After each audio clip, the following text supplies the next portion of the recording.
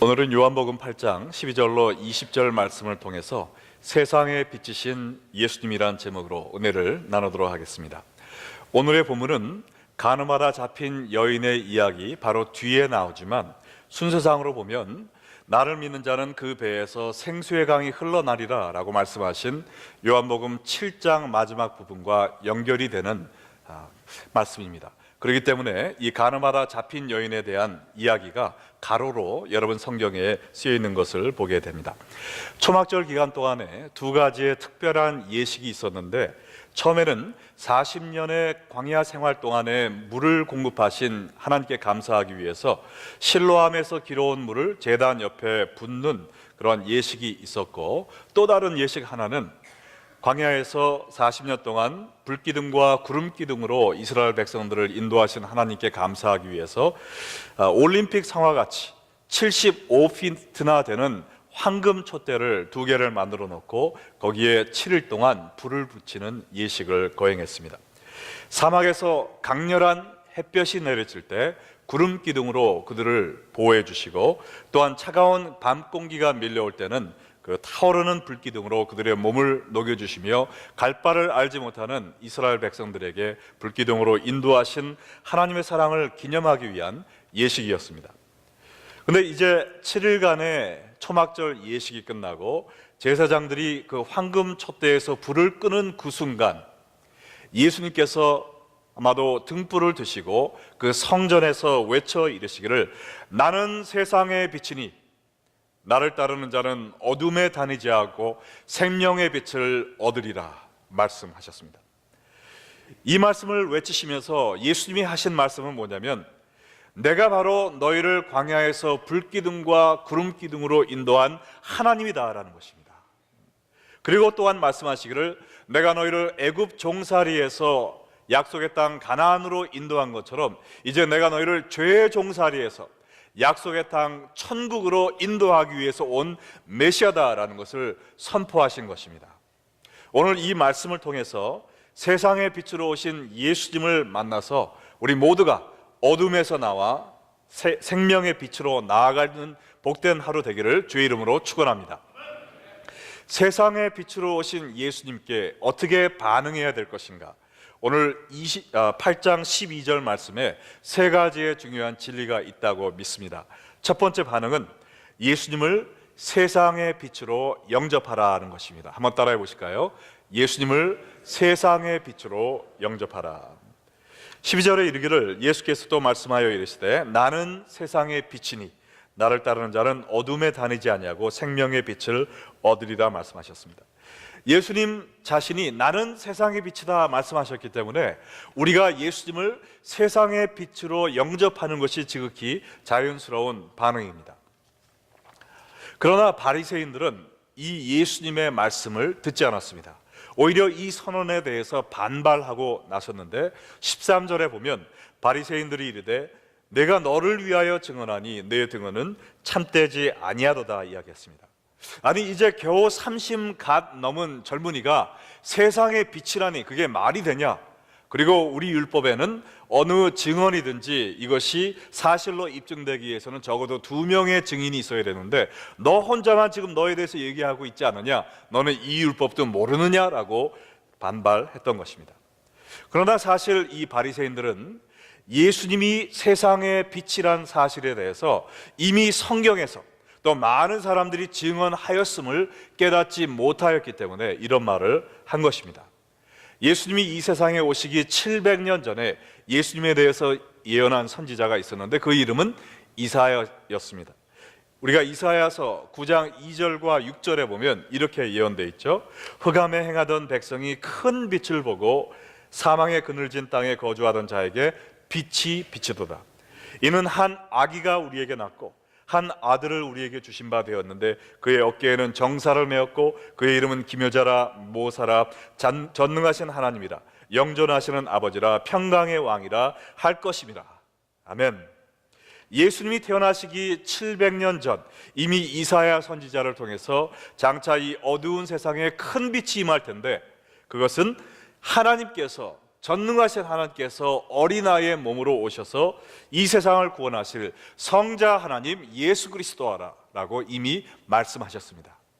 그뿐 아니라 제사장 사가랴도 그의 아들 세례 요한이 탄생했을 때 성령이 충만하여 예언하기를 누가복음 1장 76절로 79절에 보면 이하여 내가 지극히 높으신 자의 선지자라 일컬음을 받고 주 앞에 앞서가서 그 일을 준비하여 주의 백성에게 그 죄 사함으로 말미암는 구원을 알게 하려니 이는 우리 하나님의 궁일로 인함이라.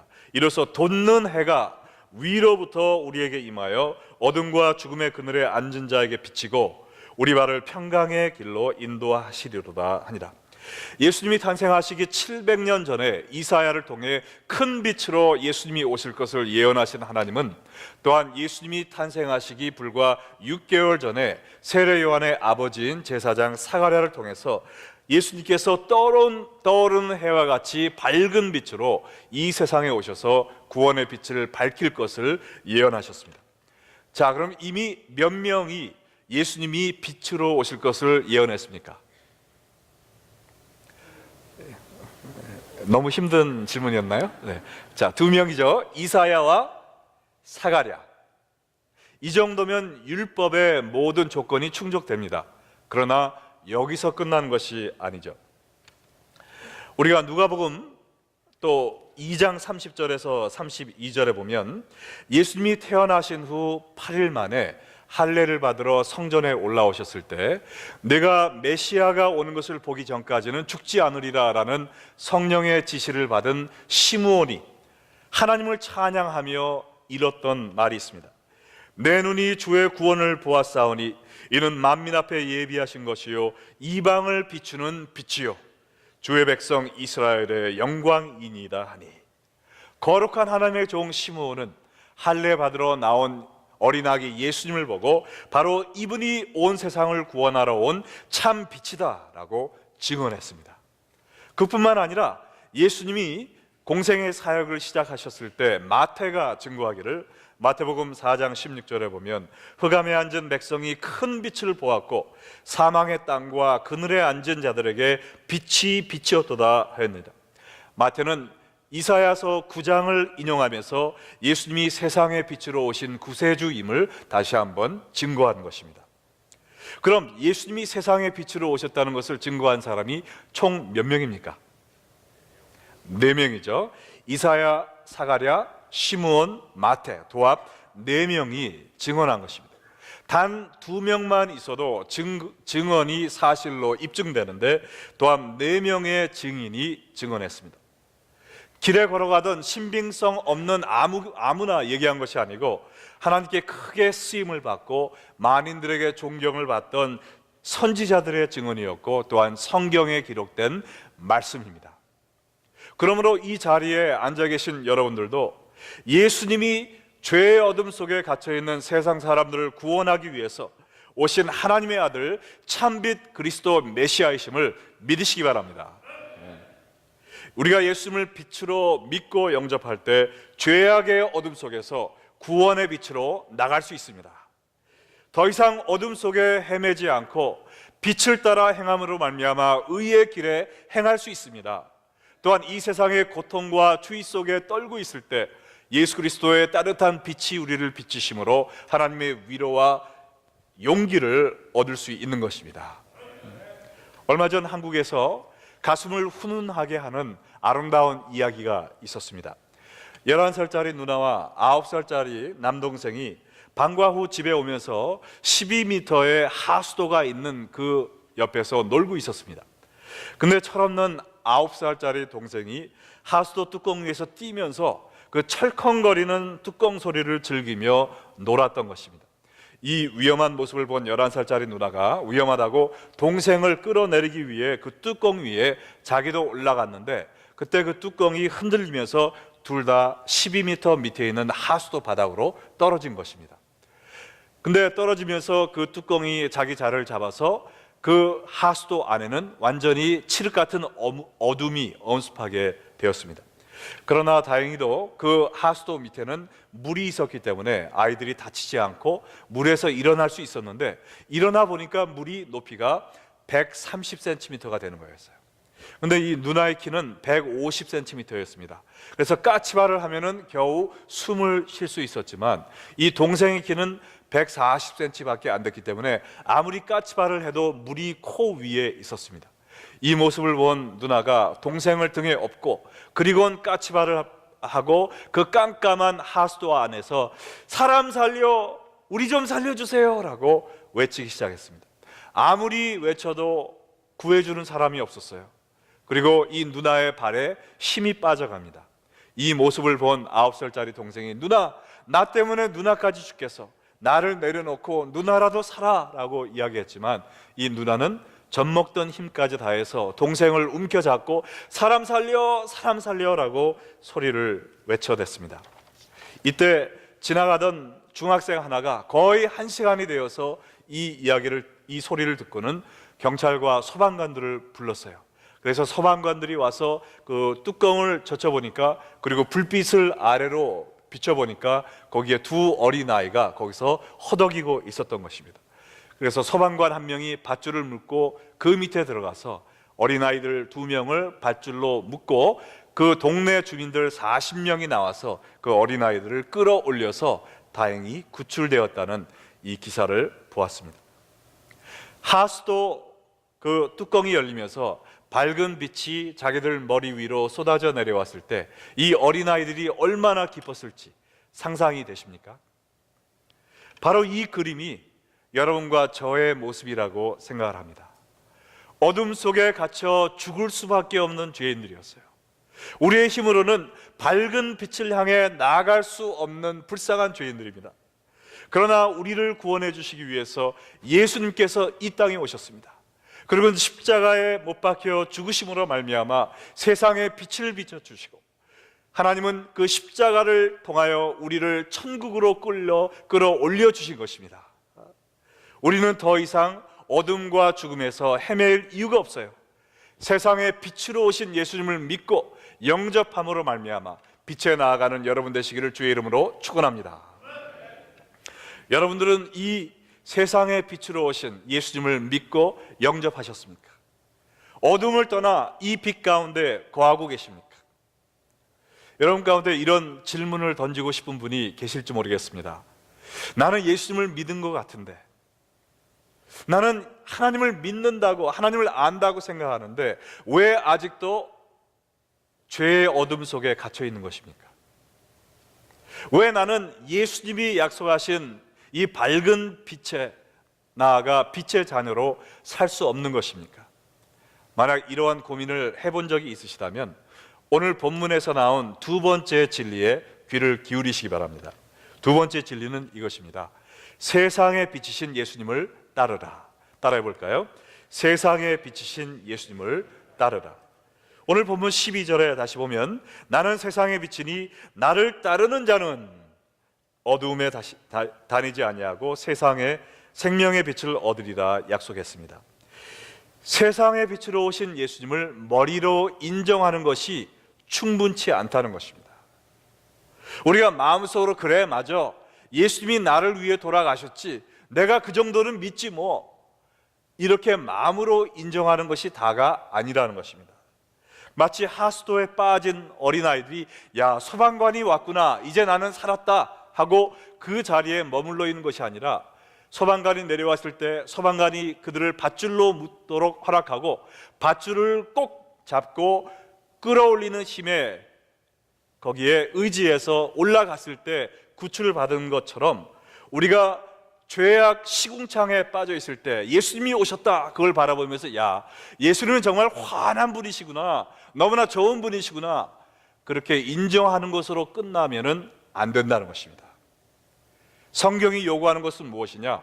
우리는 예수님을 따라가야 된다는 거예요. 빛으로 오신 예수님을 따라갈 때, 그때야 비로소 우리가 생명의 빛을 경험할 수 있는 것입니다. 그러면 예수님을 따라간다는 것이 무슨 뜻일까요? 한마디로 이야기하면 이것은 예수님이 우리의 모든 것이 되는 것을 의미합니다. 마태복음 6장 24절에 보면 한 사람이 두 주인을 섬기지 못할 것이니 혹 이를 미워하고 저를 사랑하거나 혹 이를 중히 여기고 저를 경히 여김이라. 너희가 하나님과 재물을 겸하여 섬기지 못하니라. 우리가 예수님을 믿는다는 것은 주일날은 예수님을 섬기고 월요일부터 토요일까지는 내 자신을 섬기는 것이 아니라는 것입니다.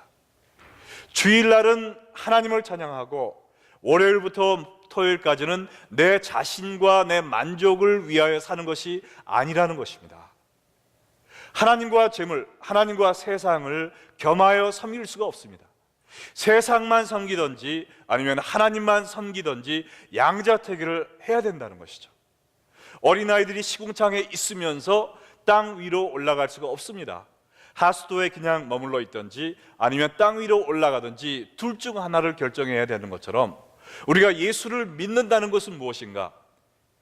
전에는 내 마음대로 살았던 사람이었지만 이제 예수님을 구세주로 영접하고 나를 구원해 주신 분뿐가 아니라 나의 왕이신 주인으로 영접을 하고 예수님을 따라가는 것입니다.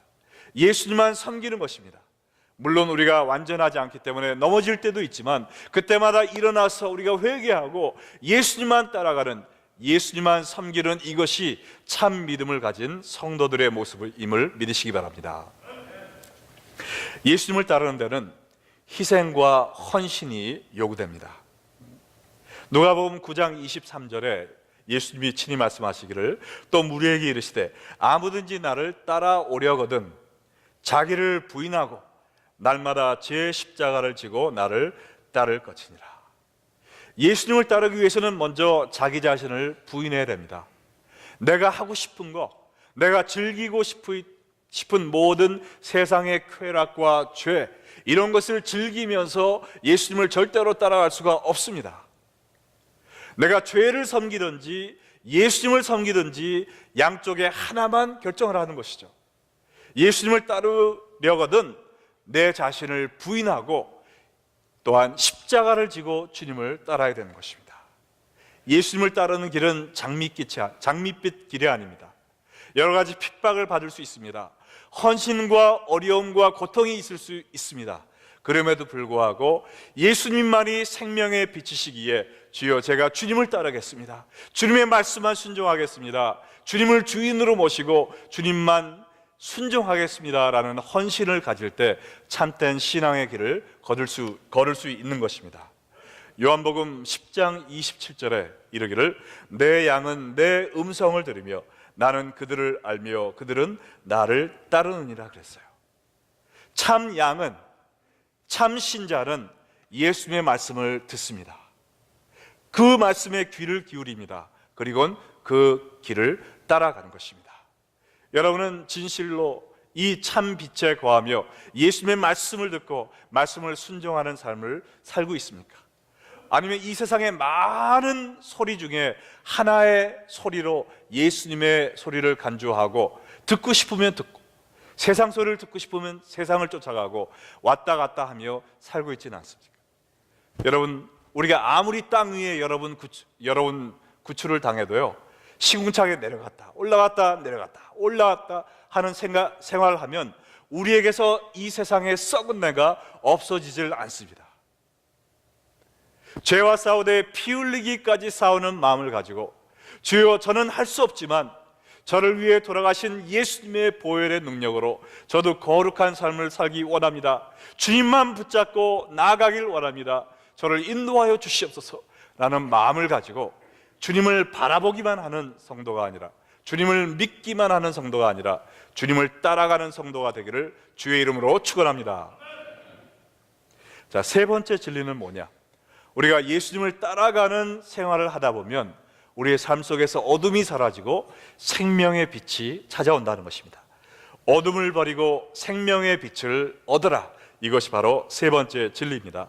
오늘 말씀 12절에 다시 보면 나는 세상의 빛이니 나를 따르는 자는 어둠에 다니지 아니하고 생명의 빛을 얻으리라 라고 예수님이 약속하셨습니다.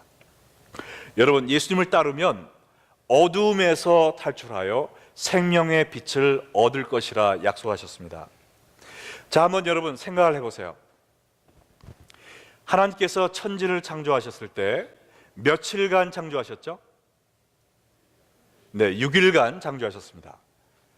첫날에 창조하신 것이 무엇일까요? 빛이 있으라라고 말씀하셨죠. 창세기 1장 1절로 3절에 보니까 태초에 하나님이 천지를 창조하시는다. 땅이 혼돈하고 공허하며 흑암이 깊음 위에 있고 하나님의 영은 수면 위에 운행하시느니라. 하나님이 이르시되 빛이 있으라 하시니 빛이 있었고. 창조 전에는 이 우주가 혼돈과 어둠에 휩싸여 있었습니다. 근데 하나님이 천지를 창조하셨을 때 제일 먼저 빛을 창조하셨단 말이에요. 왜요? 빛이 즉 생명이기 때문입니다. 빛이 있을 때 생명이 생성될 수 있는 것입니다. 근데 한 가지 이상한 게 있어요. 해와 달과 별에서 빛이 나옵니다. 근데 오늘 보면 첫날에 빛을 창조했다고 했지만 창세기 1장을 읽어보면 해와 달과 별을 몇째 날에 창조했습니까? 어떻게 하셨어요? 네, 맞습니다. 넷째 날 창조하셨어요. 그러면 자연 발광을 하는 이러한 해와 달과 별들을 넷째 날 창조하셨는데 첫째 날 창조된 빛은 뭐냔 말입니다. 오늘 말씀해 보니까 빛이 누구라고 말씀하셨습니까? 예수님이시죠. 이거는 제가 틀릴 수도 있어요. 왜냐하면 제가 주석책에서도 본 것도 아니고 어느 사람의 설교를 들은 것도 아닙니다. 그러나 오늘의 말씀을 묵상하면서 저한테 온 깨달음이에요. 그러나 저는 이 말씀이 맞다고 생각을 합니다. 하나님께서 이 천지의 모든 만물을 지으시기 전에 제일 먼저 필요한 것이 예수님이었다는 것입니다. 우리에게 생명을 주러 오신 예수님이 이 온 우주에 가득 차게 되었어요. 예수님이 임재하신 것입니다. 예수님의 생명의 빛이 이 세상을 가득 채우게 되었을 때 비로소 거기서 이 만물이 생겨나게 되었던 것입니다. 여러분, 예수님은 생명이십니다. 예수님이 없을 때는 영원한 죽음밖에 없어요. 이 우주에 이 생명의 빛이 임함으로 모든 생명체가 조성되었듯이 우리의 마음속에 세상에 빛이신 예수님이 임하시면 죽었던 우리의 영혼이 살아난다는 것입니다. 죽었던 나의 하나님을 향한 열심이 살아난다는 것이죠. 죽었던 형제의 우애가 살아나고 죽었던 열정이 살아난다는 것입니다. 죄의 어둠 속에 갇혀있던 우리의 영혼이 예수님을 받아들이며 우리의 마음속에 다시 살아나서 꽃이 피고 향기가 퍼지며 아름다운 열매를 맺는 참된 그리스도의 성도들로 변화된다는 것입니다. 우리의 삶이 예수님의 빛으로 가득 차게 될 때 여러분, 우리의 살과 뼈가 예수님의 빛을 가릴 수 있을까요? 이 세상에 온 우주를 가득 채운 그 예수님의 빛이 우리의 마음속에, 우리의 삶 속에 있을 때 우리가 그 빛을 가릴 수가 없습니다. 자연스럽게 내 속에 살아계신 예수님을 통하여 내가 세상의 빛의 역할을 하게 되는 것입니다. 변화된 삶을 살게 되는 거예요. 여러분, 세계 제2차 대전 때 있었던 실화가 있습니다. 어느 한 일본인이 1940년 초에 샌프란시스코 교회에서 장미 농장을 하고 있었습니다. 근데 바로 옆에 또한 장미 농장을 경영하는 미국인이 있었는데 그 사람은 독실한 기독교인이었다고 합니다. 그래서 만날 때마다 이 사람은 이 일본인에게 예수님에 대해서 이야기를 해주는 거예요. 근데 일본 사람은 무신론자였습니다. 하나님은 없다고 믿는 사람이었어요. 그래서 그냥 미소만 지으면서 마음을 열지 않았습니다. 그러던 어느 날 그 일본이 진주만을 폭격하면서 모든 미국계 일본인들이 포로 수용소에 갇히게 되었어요. 그래서 이 사람이 자기의 장미 농장이 심히 걱정이 되었습니다. 그때 이 미국인 이웃이 이야기하기를 전혀 장미 농장은 걱정하지 않으셔도 됩니다. 제가 형제의 장미 농장을 잘 돌보겠습니다. 말로는 감사합니다 했지만 이 사람이 왜 미쳤다고 내 거를 돌보겠어? 자기 장미 농장도 바쁠 텐데 하면서 의심을 가졌다고 해요. 근데 그거를 꿰뚫어 본 이 미국 기독교인이 이야기하기를 걱정 마세요. 나를 믿을 수 없다면 내 안에 살아계신 예수님을 믿으시기 바랍니다 라고 약속을 했다고 합니다. 2년의 세월이 지나서 이제 포로 수용소에 있던 모든 일본 사람들이 이제 밖으로 나오게 되었어요. 근데 이 사람이 기차를 타고 기차역에 내렸는데 거기에 이 바로 옆에 살던 이 미국인 이웃이 Welcome home 이라는 큰 플랜카드를 써들고 자기를 반기러 왔다고 합니다. 그래서 이 사람을 쫓아서 자기의 장미 농장에 다시 한번 가봤더니 자기가 옛날에 경영했을 때보다 훨씬 더 아름답게 꽃이 만발해 있는 거예요. 그리고 자기 집에 들어가 봤더니 2년 동안 그 장미 농장을 통해서 얻어진 수익이 100% 담겨 있는 통장이 아름다운 장미 화환과 함께 책상 위에 놓여 있었다고 합니다. 그래서 이 일본 사람은 거기서 무릎을 꿇은 거예요. 그래서 형제요, 제가 당신 속에 있는 예수님을 저도 소유하기 원합니다. 당신이 믿는 하나님을 저도 믿게 해주세요라고 부탁을 했다는 것이죠. 이것이 바로 성도의 삶입니다. 예수님이 내 안에 계셔서 그 빛으로 인도함을 받다 보니까 나만을 위해 살던 사리사욕을 채우기 위해 남을 짓밟던 내가 변하여 이제는 이 예수님의 따뜻한 사랑의 빛을, 구원의 빛을, 인도의 빛을 남에게 비치면서 살 수밖에 없는 참된 그리스도의 신자가 된다는 것이죠. 여러분의 삶 가운데 예수 그리스도의 빛이 얼마나 비치고 있습니까?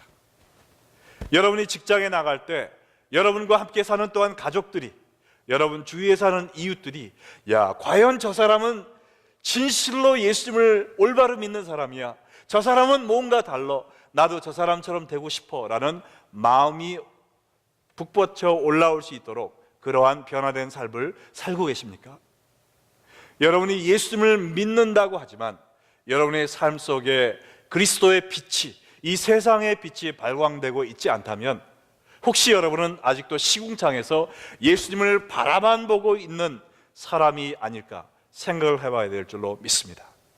예수님을 따라가는 사람이 아니라 예수님을 인정만 하는 사람, 예수님을 존경만 하는 사람, 예수님을 마음으로만 믿는 사람이 아닌지 우리 자신을 되돌아봐야 될 줄로 믿습니다. 여러분, 예루살렘 교회가 어떻게 부흥을 했습니까? 그분들이 성령 충만했어요. 말씀과 기도에 전념하며 예수님이 그들의 삶 속 깊이 스며들어오기 시작했습니다. 그리고 그들의 삶이 변했죠. 세상의 빛과 소금의 삶을 살기 시작했습니다. 어떻게 해요? 자기들의 재산을 다 팔아서 가난한 사람을 도와줄 정도로 희생과 사랑의 삶을 살았습니다.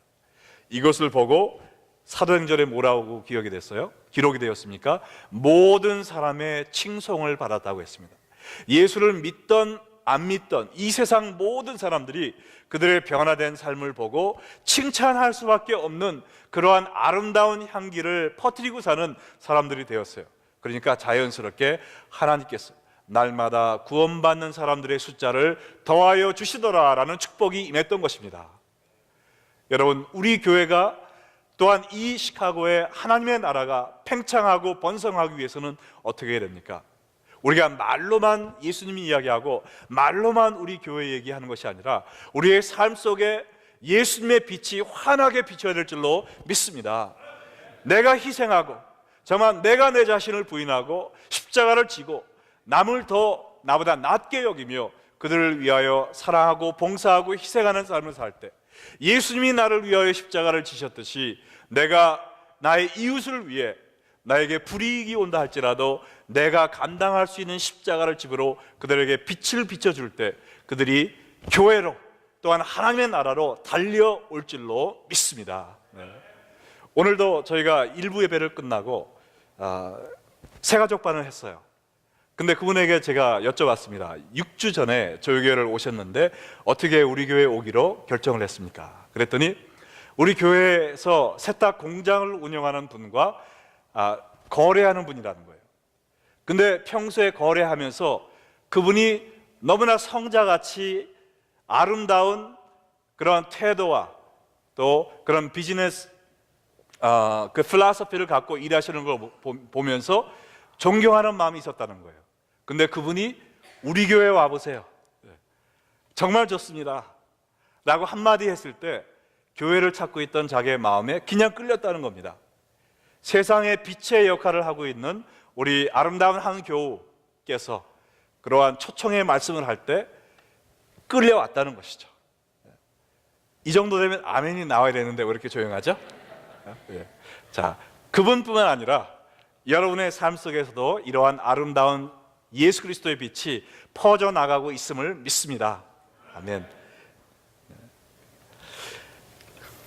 여러분, 우리가 어떻게 이러한 세상의 빛을 밝히는 삶을 살 수 있을까요? 오로지 십자가를 지고 하나님의 뜻을 따르신 예수님만 바라보고 주님을 따라갈 때 이러한 빛을 비추는 삶을 살 수가 있습니다. 고린도후서 4장 6절과 10절에 보니까 이렇게 말씀하고 있어요. 어두운 데에 빛이 비치라 말씀하셨던 그 하나님께서 예수 그리스도의 얼굴에 있는 하나님의 영광을 아는 빛을 우리 마음에 비추셨느니라. 우리가 예수님을 바라보고 예수님을 따라갈 때 예수님 안에 있는 그 빛이 우리 마음을 채우게 된다는 것입니다. 그리고 10절에 이렇게 얘기합니다. 우리가 항상 예수의 죽음을 몸에 짊어짐은 예수의 생명이 또한 우리 몸에 나타나게 하려 하심이라. 예수의 삶이 여러분의 삶을 통해 나타나기 위해서는 우리가 예수님의 죽음을 몸에 짊어져야 된다는 것입니다. 나를 부인하고 십자가를 지는 그 삶을 살아낼 때 나를 위해 죽으신 예수님이 나의 삶을 통해 살아난다는 것이죠. 우리가 이웃과 거래를 할 때, 또한 비즈니스를 할 때, 이웃과 이야기를 할 때 내가 어떻게 더 큰 이익을 가질 수 있을까를 생각하는 것이 아니라 내가 그리스도를 존귀케 하기 위하여 어떻게 이 사람이 더 큰 이익을 갖게 할 수 있을까, 그러한 생각으로 비즈니스 하시기 바랍니다. 내가 이 사람과 사귀면서 어떻게 더 큰 혜택을 볼까가 아니라 내가 이 사람에게 더 큰 혜택을 주기 위하여 어떠한 희생을 감수할 수 있을까, 그러한 마음으로 사시기 바랍니다. 내가 그리스도가 나를 위해 죽은 것처럼 내가 그리스도와 함께 죽는 십자가를 짊어지는 삶을 살 때 비로소 예수 그리스도의 삶이 나의 삶을 통해 환하게 비춰진다는 것입니다. 여러분, 여러분 동네에서 페스티벌 하고 그럴 때 어린아이들 그 야광 목걸이를 메고 다니는 걸 많이 보셨을 거예요. 저도 아이들 어렸을 때 많이 사줬는데 그 야광 목걸이가 빛이 나기 위해서는 어떻게 해야 되죠? 그 한 번도 안 사보셨나 봐요. 어떻게 해야 되죠? 꺾어야죠. 맞습니다. 그걸 완전히 팍 꺾을 때 거기서 빛이 발하기 시작합니다. 그걸 기억하셨으면 좋겠어요. 예수님도 원래 빛이시지만 이 세상을 구원하는 빛을 드러내시기 위해 십자가 위에서 꺾어지셨습니다. 예수님이 꺾어지심으로 말미암아 그의 생명이 꺾어졌을 때 우리를 구원하시는 그 빛이 골고다에서 비춰지기 시작했습니다. 여러분, 이번 주 한 주간 사시면서 내가 그리스도의 영광을 위해 이 세상의 빛으로 살기 위해 저의 교만을 꺾게 하여 주시옵소서. 내가 잘난 척하는 거 꺾게 하여 주시옵소서. 내가 이 세상의 쾌락을 쫓아가는 거 꺾게 하여 주시옵소서.